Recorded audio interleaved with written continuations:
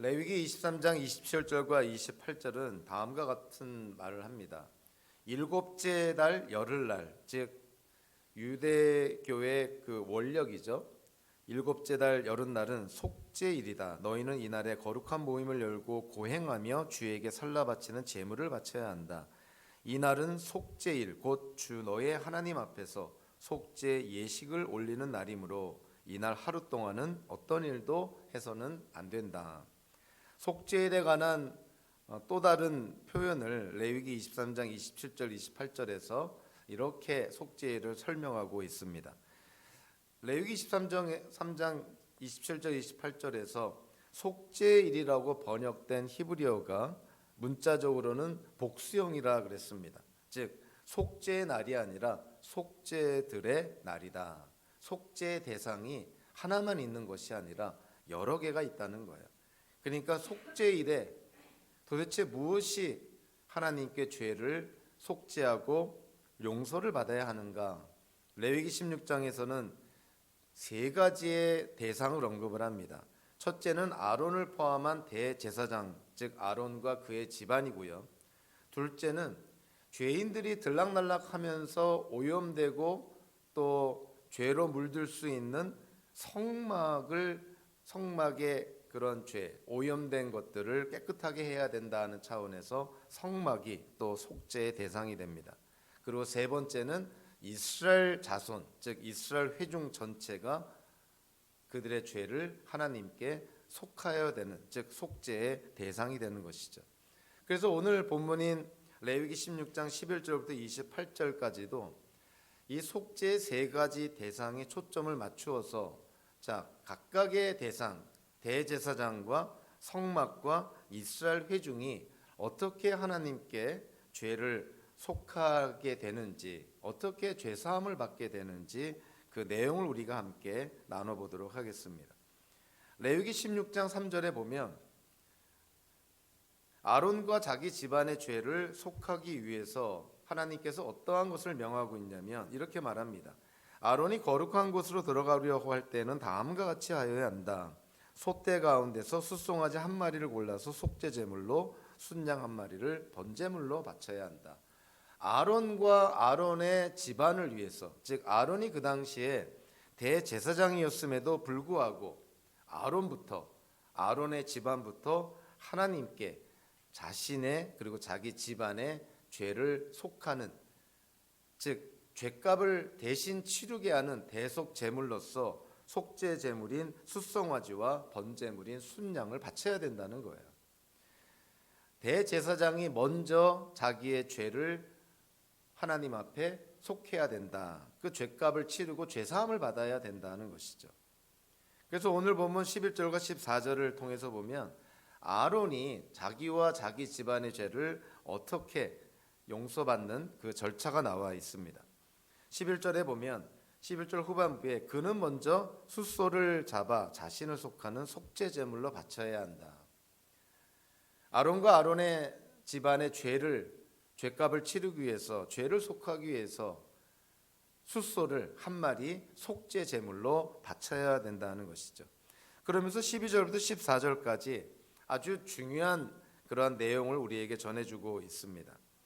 아론이 대제사장으로서 자기와 자기 집안의 죄를 속하기 위해서뿐만이 아니라 이스라엘 회중의 죄를 속하기 위해서 아론이 어떤 절차로 그러한 과정을 밟아 나아가는지를 12절부터 14절까지 언급을 합니다. 뜰에 있는 번제단에서 숯불을 취해서 향로에 가득 담고 또 향가루를 2손 가득 떠서 휘장한, 즉 성소와 지성소를 가로막고 있는 휘장 안으로 그 숯불과 향가루를 가지고 가서 그거를 피운다는 것이죠. 그래서 지성소 안에서 하나님이 임재하시는 세상에서 가장 거룩한 장소인 그 지성소에 향을 피웁니다. 그래서 향로에서 피어나는 연기가 지성소를 가득 채웠을 때, 다르게 말하면 하나님의 임재의 장소이기도 하고 하나님께서 용서해 주시는 장소이기도 한 속죄소, 즉 법궤의 뚜껑을 그 연기가 완전히 가렸을 때, 그것을 볼 수가 없게 됐을 때, 그때서야 아론이 지성소 안에 들어가서 속죄 제물의 그 예식을, 속죄 예식을 하나님께 드리게 되는 것이죠. 13절에 보면 이런 말씀이 있습니다. 주 앞에서 향가루를 숯불에 태우고 그 향타는 연기가 증거기 위에 덮개를 가리우게 하여야 한다. 즉 속죄소 시은자 법궤의 뚜껑 덮개를 그 향타는 연기가 완전히 가려야 된다는 거예요. 왜냐하면 만약에 대제사장이 지성소 안에 들어갔다가 하나님의 임재의 장소인 속죄소 또는 시은자를 만약에 보게 되면 그거는 하나님을 보게 되는 것과 같은 의미이기 때문에 그는 죽을 수밖에 없다는 거예요. 그래서 대제사장, 이 당시에는 아론이 그 속죄소를 볼 수 없도록 향을 피워서 향 연기가 지성소를 가득 채우게 해야 된다는 거예요. 하나님을 직접 본다는 것은 하나님의 영광을 본다는 것이고, 우리가 범접할 수 없는 빛 가운데 거하시는 하나님을 우리가 직접 만난다는 것은 죄 문제를 해결하지 않은 상태에서 죄인이 하나님을 만나면 죽을 수밖에 없는 것이죠. 아론도 예외가 아닌 것이에요. 이스라엘의 대제사장도 예외가 아닙니다. 우리 지난주에 함께 나눴지만 대제사장이 입는 평상시에 화려한 복장을 벗어버리고 다른 이스라엘 회중과 마찬가지로 그저 평범한 모시옷을 입고 아론과 그 후손인 대제사장은 속죄일의 예식을 진행을 합니다. 그도 아론도 제사장도 하나님 앞에 죄인임을 나타내는 것이죠. 죄인이 하나님을 보게 되면 죽을 수밖에 없기 때문에 하나님께서는 이것 또한 하나님의 은혜인 것이죠. 아론이 지성소 안에서 속죄 제사를 드리고 속죄 의식을 행할 때 속죄소, 시은자, 하나님의 임재의 장소를 봄으로써 죽게 되는 것을 막게 하기 위해서 향을 피워서 그 연기로 지성소를 가득 채우기 위해서 아론이 속죄소를 보지 못하게 하여 그의 목숨을 구해주는 것입니다. 그리고 아론과 자기 집안의 속죄 제물로 바친 숫소를 죽여서 그 숫소의 피를 받아다가 지성소 안에 들어가서 그거를 손가락에 찍어서 속죄소에 7번 뿌립니다. 뭐 번역에 따라서 해석에 따라서 이거를 8번 뿌린다고 해석하는 사람도 있지만 일반적으로 이 성경학자들 주석가들은 여기서 말하는 이 피뿌림이라는 것은 7번 뿌리는 것으로 그렇게 이해를 합니다. 그래서 아론이 숫소의 피를 받아다가 지성소 안에 들어가서 이 법궤 위에 하나님께서 임재하시는 속죄소 시은자 주변에 7번 피를 뿌리게 되는 것이죠. 자, 그렇게 함으로써 속죄 제물을 하나님께 드립니다.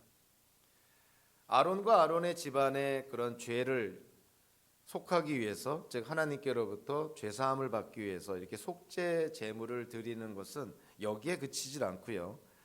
24절과 25절에 보면 아론과 아론의 집안이 하나님께로부터 죄 사함을 받기 위해서 속죄 제물뿐만이 아니라 번제물도 준비를 합니다. 번제물은 다름 아닌 순양을 번제물로 준비하는 것이죠. 그래서 24절에 보면 자기의 번제물과 백성의 번제물을 바쳐, 즉 아론 자기의 집안의 그 죄 사함을 위해서 숫소를 하나님께 속죄 제물로 바칠 뿐만이 아니라 순양도 하나님께 번제물로 바쳐야 된다.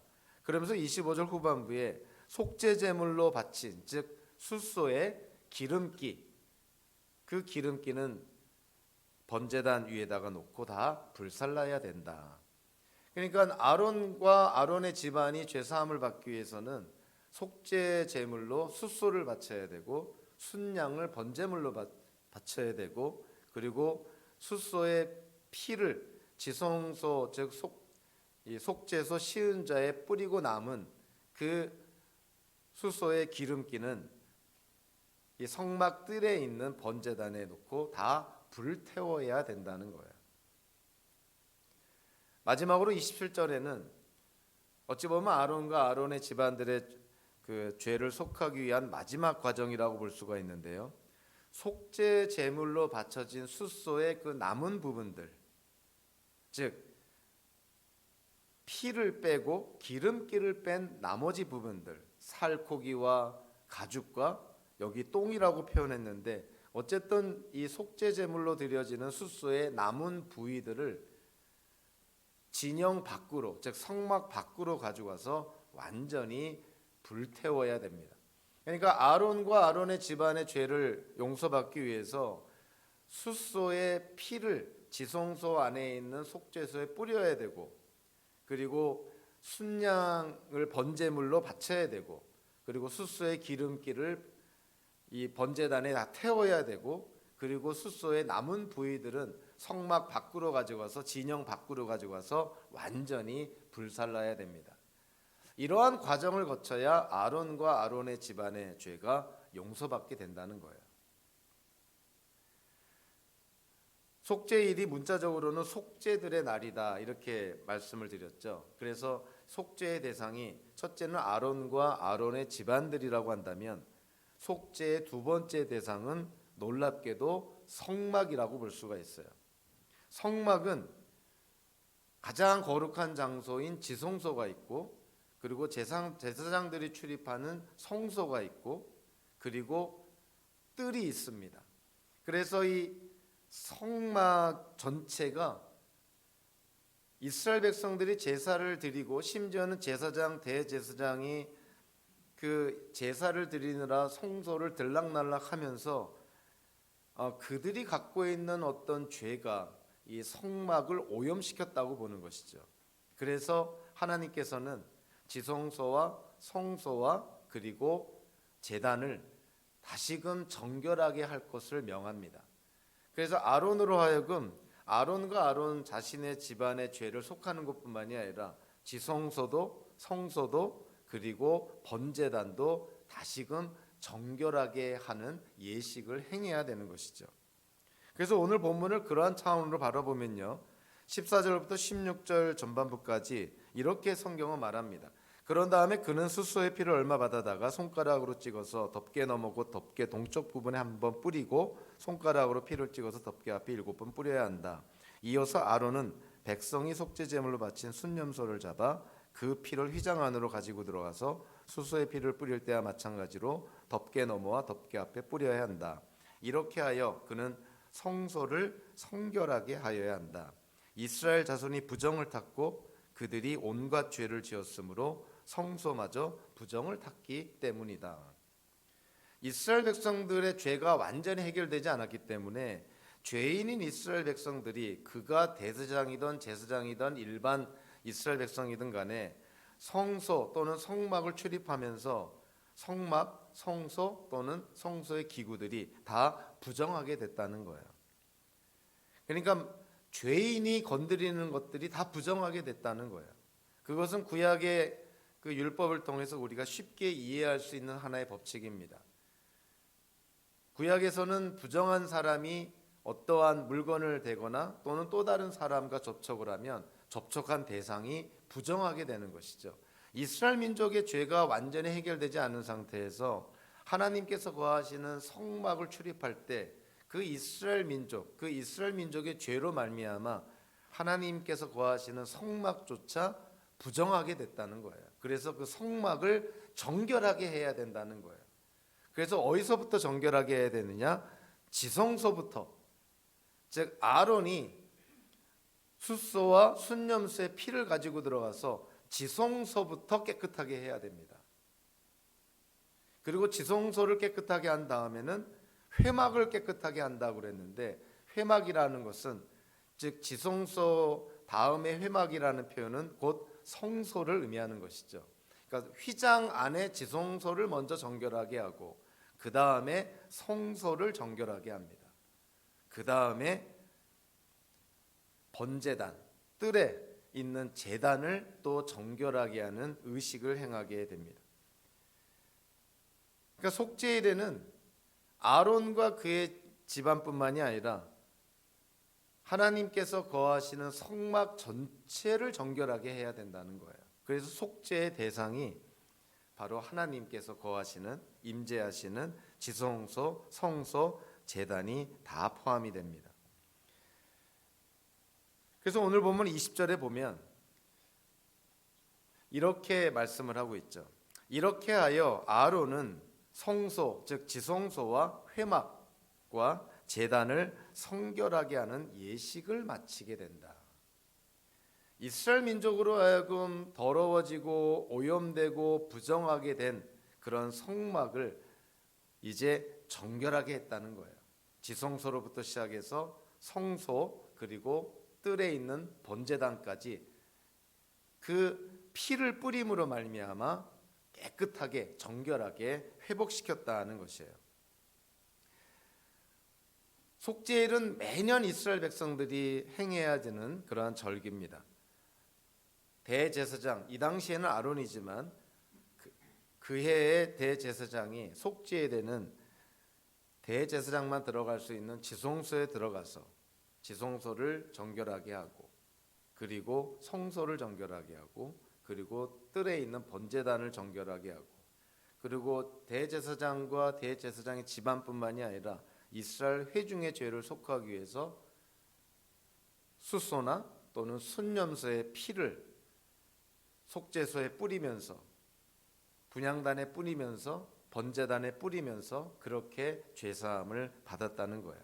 이거를 해마다 했다는 것이에요. 이스라엘 민족은 해마다 얌 키푸르 속죄일이 되면 이와 같은 까다로운 절차를 따라서 대제사장이 주도하에 속죄일의 제사를, 의식을 행했다는 것이죠.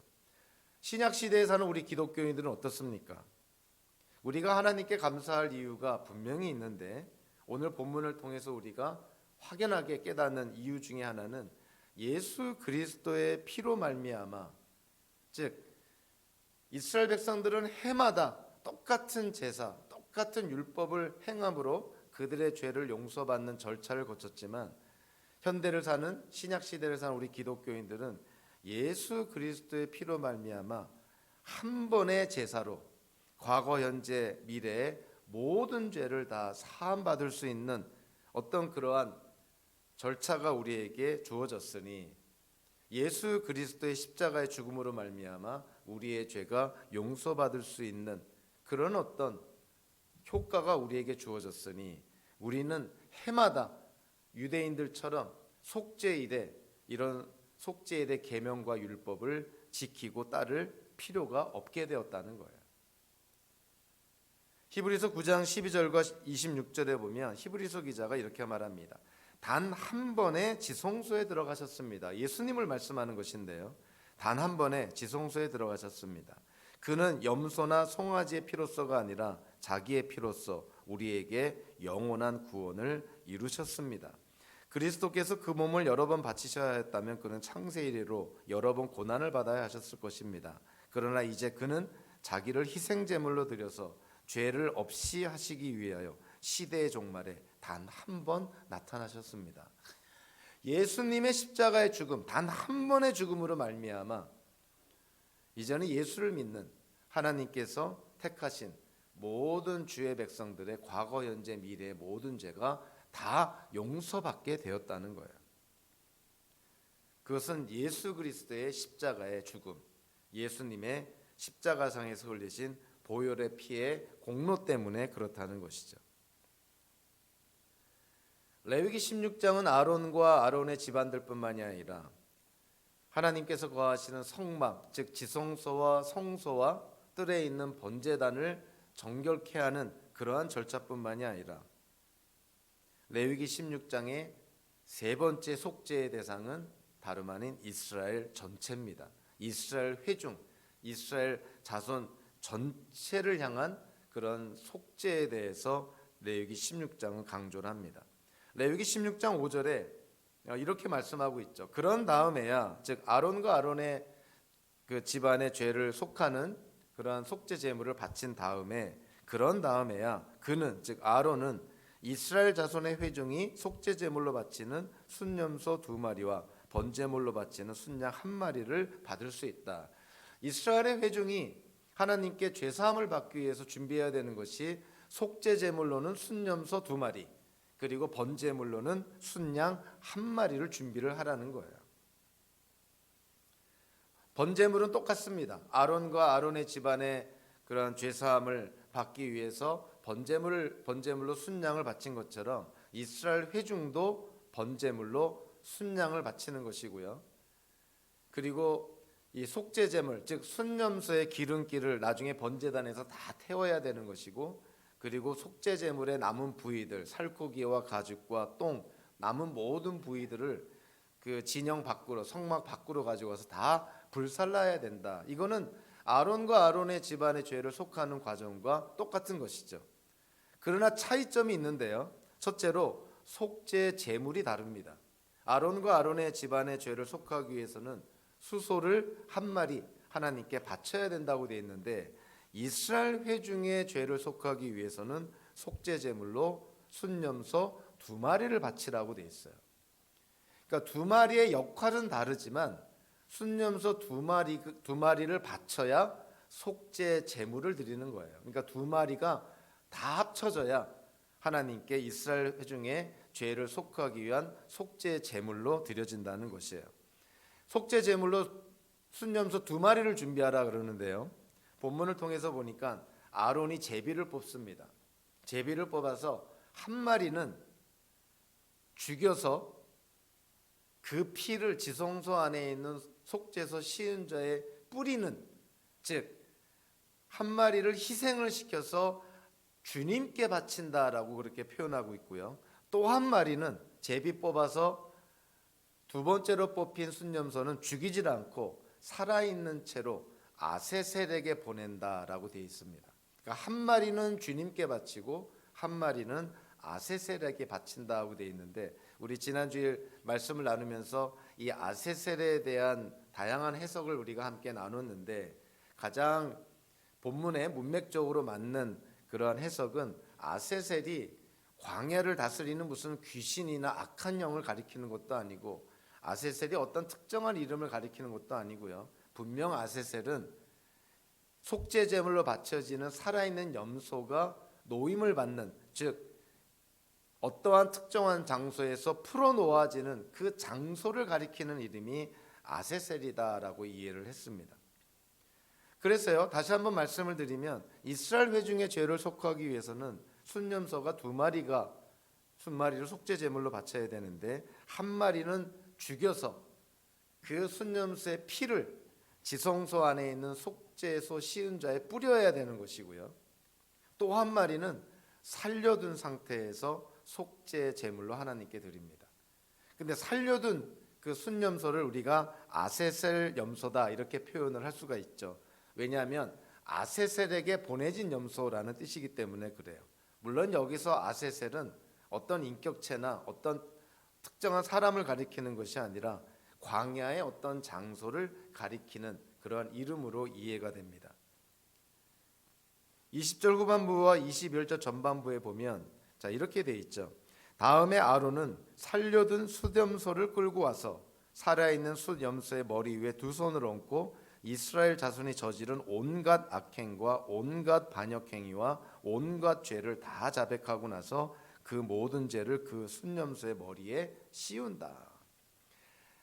제비 뽑아서 살려둔 숫염소 머리에 아론이 안수하여서, 안수하는 이유가 뭐냐면은 이스라엘의 모든 죄, 모든 반역행위, 그리고 모든 악행이 그 살아있는 숫염소에 다 전가를 시키는 거예요.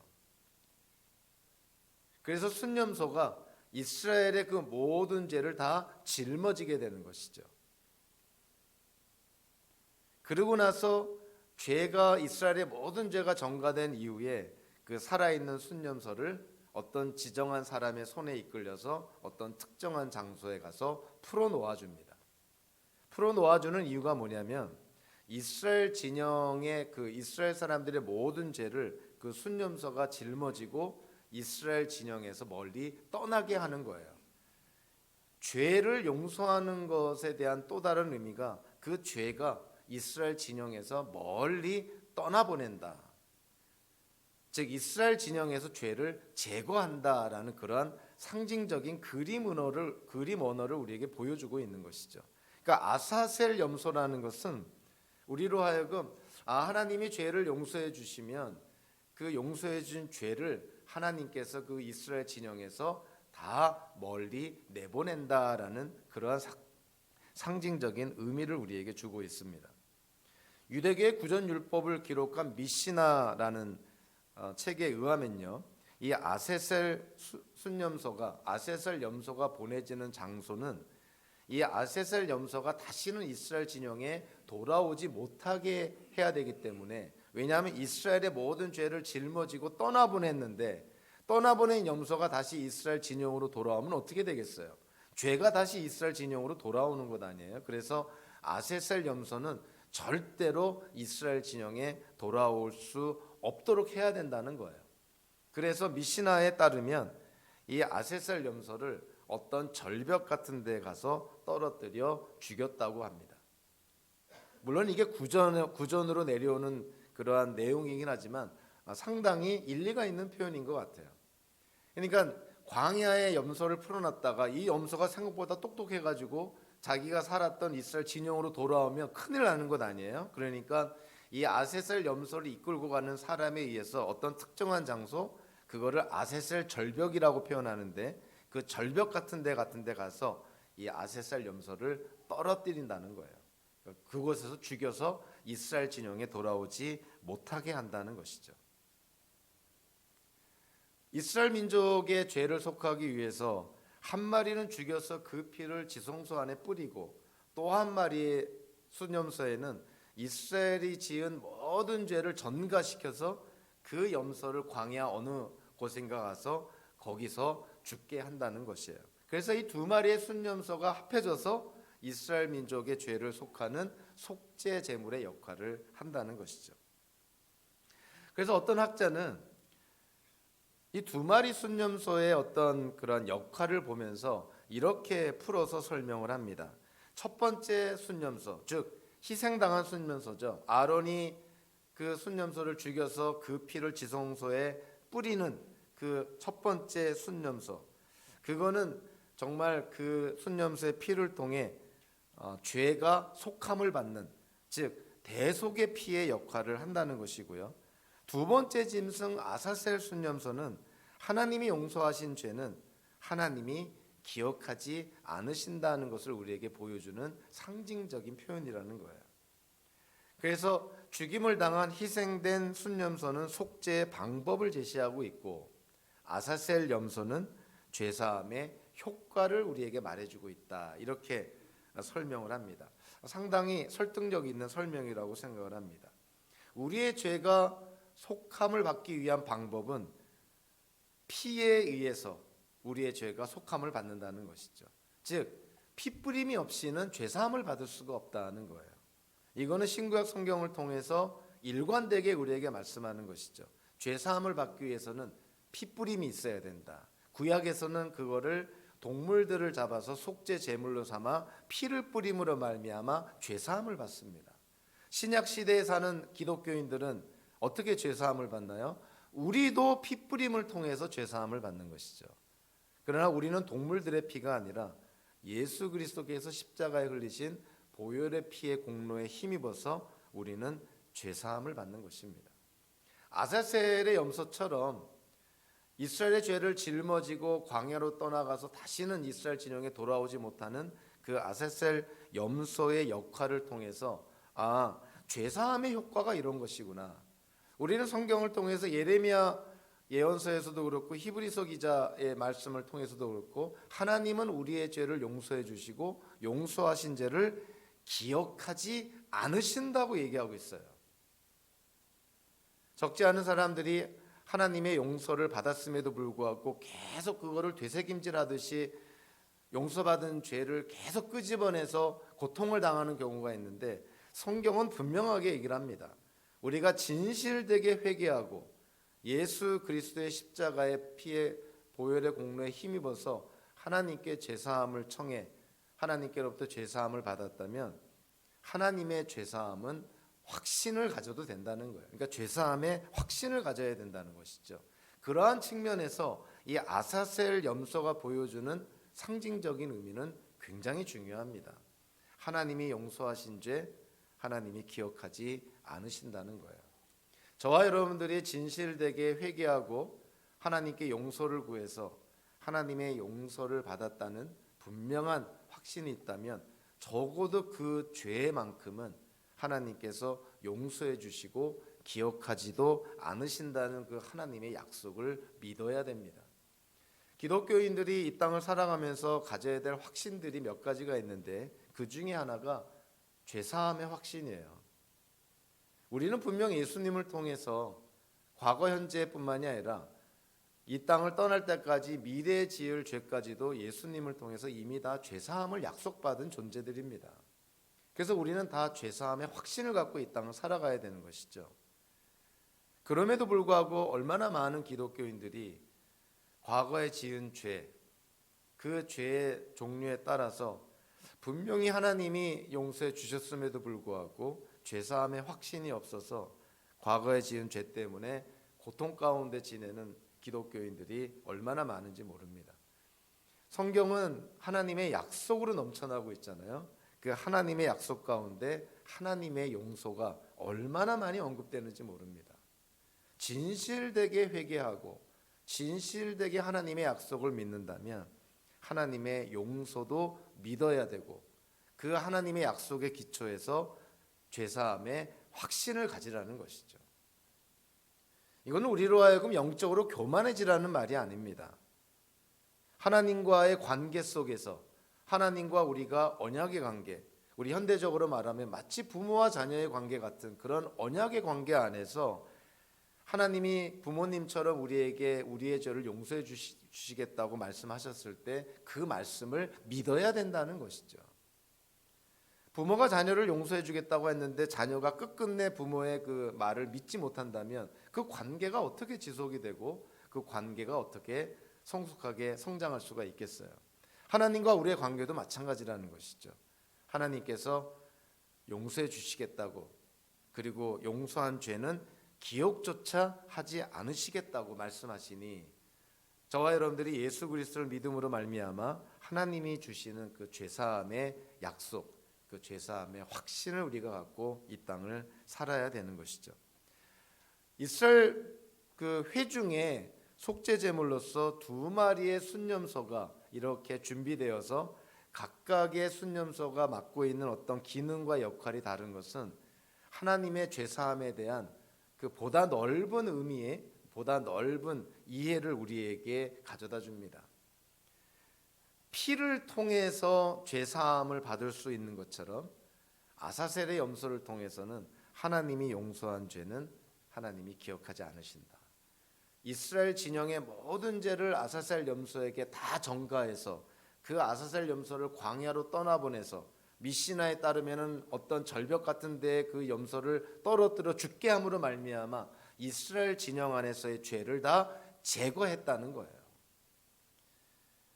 그렇게 해야 하나님께서 지성소에 그리고 이스라엘 회중 가운데 하나님께서 임재하신다는 것이죠. 죄 가운데 있는 이스라엘 민족, 만약에 하나님께서 거하시는 장소인 성막이나 성전이 만약에 오염되고 더러워진다면 하나님이 어떻게 그곳에 거룩하신 하나님께서 어떻게 그곳에 임재하실 수가 있겠습니까?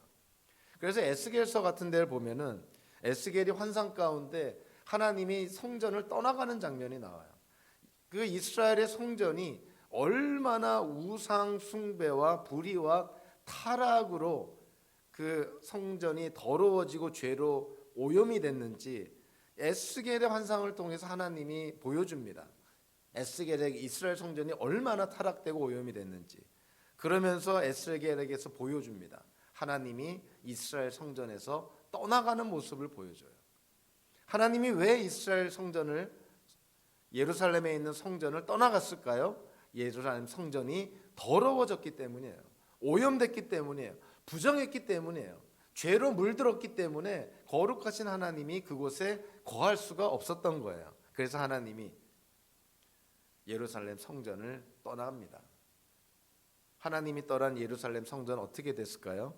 당연히 바벨론에 의해서 정복당하고 돌 위에 돌 하나 남지 않게 완전히 회파됩니다.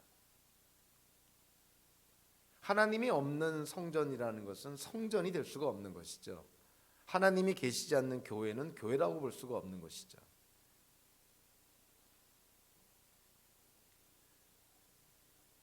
현대를 사는 우리 기독교인들에게 있어서 오늘 이 속죄일에 아론과 아론의 집안을 속하는 과정, 그리고 성막 또는 성전을 정결하게 하는 과정, 그리고 이스라엘 회중이 그들의 죄가 용서받고 속하는 그런 과정, 자, 이런 걸 통해서 우리는 다시 한번 생각하는 것이 신구약 성경을 통해서 하나님이 특별히 강조하는 것 중에 하나가 바로 공동체인 것이죠. 이스라엘이라는 공동체, 그리고 예수를 믿는 기독교인들로 구성된 교회라는 공동체, 일종의 평행을 이룹니다. 주님의 백성이 모인 공동체, 그것이 이스라엘 공동체든 신약시대의 교회든 간에 사실은 그 공동체에 있는 죄를 내보내야 된다는 것이죠. 이스라엘 안에 있던 죄도 속죄일의 그런 계명을 통해서, 이런 제사나 의식을 통해서 이스라엘 공동체 안에 있는 죄를 다 추방시켜야 된다. 죄를 극복하고 제거해야 된다는 거예요. 현대를 사는 교회도 마찬가지인 것이죠. 그래서 교회 안에서의 어떠한 죄, 교회 공동체적으로 공동체 안에 존재하고 있는 분명한 죄가 있다면 그 죄는 반드시 극복하고 제거해야 됩니다. 죄를 포용하고 하나님의 임재를 구하는 공동체, 그거 있을 수가 없겠죠. 죄가 있는 교회에 어떻게 하나님께서 거하시고 어떻게 하나님의 역사가 있겠어요. 그래서 이스라엘 공동체의 죄를 제거하고 아사셀 염소처럼 죄를 떠나보내야 하는 것처럼 현대의 교회도 교회 안에, 공동체 안에 어떠한 죄가 있다면 그 죄를 반드시 극복하고 제거하고 떠나보내야 합니다. 그래서 오늘 본문에 보면 마지막 25절부터 28절까지를 보면 이제 속죄일의 그 절차가 다 끝나고 마무리를 하는 장면이 나오는데, 아론과 그리고 아사셀 염소를 데리고 간 사람, 그리고 속죄 제물의 나머지 부위를 성막 즉 진영 바깥에 나와서 불태우는 데에 수고했던 사람, 이 세 사람을 언급을 하면서 25절부터 28절까지 공통적으로 요구되는 게 하나 있어요. 그것이 뭐냐면 목욕을 해야 된다는 거예요. 물로 몸을 깨끗하게 씻어야 된다. 아론이 속죄 제사를 드리면서 혹여라도 그가 더러워지고 오염됐을 수가 있고 부정할 수가 있으니 아론도 속죄 제사를 드리고 나서 물로 몸을 깨끗하게 씻어라. 아사셀 염소를 데리고 광야로 갔다가 돌아온 사람도 그 아사셀 염소 안에 이스라엘의 죄가 다 전가되었으니 그 아사셀 염소를 끌고 간 사람도 부정하게 됐을 수가 있는 것이죠. 오염이 될 수가 있는 것이죠. 그래서 아사셀 염소를 끌고 갔던 사람도 이스라엘 공동체 안에 들어오려면 그의 몸을 깨끗하게 씻어야 됩니다. 마지막으로 속죄 제물의 나머지 부위를 진 밖으로 가져가서 다 불태웠던 사람, 그도 그 속죄 제물 나머지 부위를 불태우는 과정 속에 오염이 될 수가 있고 부정하게 될 수가 있고 죄에 접촉이 돼서 불결하게 될 수가 있으니 그 사람도 물로 몸을 깨끗하게 씻으라는 거예요. 이것이 우리에게 주는 의미가 뭘까요? 아론도 물로 깨끗하게 씻어야 되고 아사셀 염소를 끌고 간 사람도 물로 깨끗하게 씻어야 되고 속죄 제물의 남은 부위를 다 불태운 사람도 물로 깨끗하게 씻은 후에 공동체 안에 들어올 수가 있습니다. 이것이 우리에게 주는 의미가 뭐냐면 공동체를 이스라엘이든 신약 시대의 교회든 간에 공동체는 항상 정결하게 유지가 되어야 된다는 거예요. 저와 여러분들이 이 땅을 살아가면서 수고하고 노력할 부분이라고 생각을 합니다. 우리 자신이 하나님과의 관계 속에서 완전할 수도 없고 완전하려고 노력하는 것 자체가 참으로 불가능한 일이긴 하지만 그럼에도 불구하고 우리가 할 수 있는 최선을 다해서 하나님과 우리의 관계 속에서 우리가 항상 정결할 수 있도록 노력을 해야 됩니다. 그리고 우리가 맺는 관계, 우리가 속한 가정, 더 나아가서 우리가 구성하고 있는 이 믿음의 공동체가 하나님 안에서 정결할 수 있도록 우리가 최선을 다해야 되는 것이죠. 레위기 16장의 이 속죄에 관한 계명은 궁극적으로 예수 그리스도로 말미암아 다 이루어지고 성취가 됩니다. 오늘 본문에서 속죄의 대상이 누구였나요? 대제사장이었고 그리고 성전이었고 이스라엘 회중이었습니다. 대제사장, 성전, 이스라엘 회중, 이 속죄의 대상이 속죄를 받는 방법은 다름 아닌 피를 통해서였던 것이죠. 생명이 피 안에 있으니 피 뿌림을 통해서, 대속의 피를 통해서 대제사장과 그의 집안이, 그리고 성전이, 이스라엘이 다 속죄를 받고 깨끗하게 됐다는 거예요. 이 땅에 참된 대제사장으로 오신 분이 누구냐면 예수님입니다. 그리고 이 땅에 참된 성전으로 오신 분이 예수님이세요. 그리고 이 땅에 새 이스라엘, 참된 이스라엘로 이 땅에 오신 분이 바로 예수님이세요. 그 예수님의 피로 말미암아 사실 속죄에 필요한 모든 그러한 하나님의 요구사항이 다 이루어진 것이죠. 예수님이 참된 제사장이 되어서, 그리고 참된 제물이 되어서 하나님의 죄사함이 일어나는 속죄소 시은자가 되어서 예수님의 피의 공로에 힘입어 예수를 믿는 자들이 다 죄사함을 받게 된 것입니다. 구약 시대에 하나님을 믿는 이스라엘 백성들도 사실은 궁극적으로 예수님의 십자가에서 흘리신 보혈의 피의 공로에 힘입어서 그들도 예수님 때문에 죄사함과 구원을 받게 된 것이죠. 현대를 사는 우리는 어떠한 존재라고 말하고 있나요? 사도 베드로가 우리는 왕 같은 제사장이라고 얘기를 합니다. 사도 바울은 성령이 우리 안에 계시니 우리가 성전이라고 얘기를 합니다. 그리고 예수 믿고 구원받은 성도는 다 새로운 이스라엘, 새로운 12지파, 영적인 이스라엘이라고 말하고 있죠. 우리가 참된 제사장이요, 참된 성전이요, 참된 이스라엘이라고 우리가 칭함을 받는 유일한 근거가 뭐냐면 이 땅에 참된 제사장으로 오시고 성전으로 오시고 이스라엘으로 오신 예수 그리스도를 믿음으로 말미암아 그 예수님과 우리가 영적으로 연합됐기 때문에 우리는 왕 같은 제사장이 되었고 참된 성전이 되었고 새로운 이스라엘이 되었다는 거예요. 오늘의 말씀을 통해서 정말 예수 그리스도의 십자가의 죽음, 예수님께서 대속의 죽음을 당하심으로 말미암아 또 십자가에서 흘리신 그 보혈의 피의 공로에 힘입었기 때문에 저와 여러분들은 예수님을 믿기만 하면, 예수님을 믿음으로 우리가 의롭게 되고 죄사함을 받고 구원과 영생을 약속받게 되었다는 것이죠.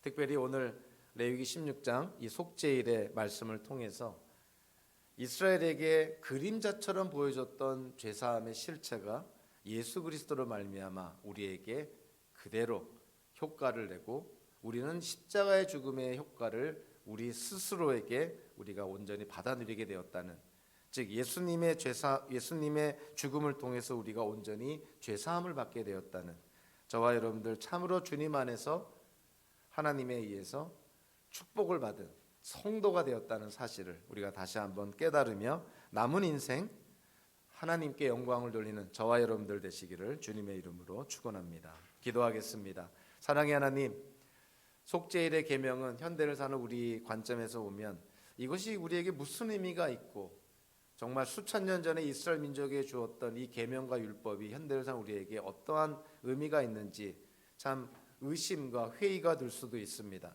그러나 주님, 신구약 성경 전체를 통해서 오늘의 계명이, 오늘의 율법이 다름 아닌 예수 그리스도를 통해서 다 이루어지고 성취가 되었고 예수님에 의해서 이루어지고 성취된 속죄일의 이 모든 계명과 율법의 그 효과를 현대를 사는 우리 기독교인들이 다 지금 받아 누리고 있음을 깨닫게 됩니다. 하나님의 은혜 가운데 우리가 살아가고 있습니다. 남은 인생도 하나님의 은혜에 감사해서 모든 일에 주의 영광을 위해 살아가는 우리 모두가 되게 하여 주시옵소서. 예수님의 이름으로 기도하옵나이다. 아멘. 우리 다 함께 일어나셔서요.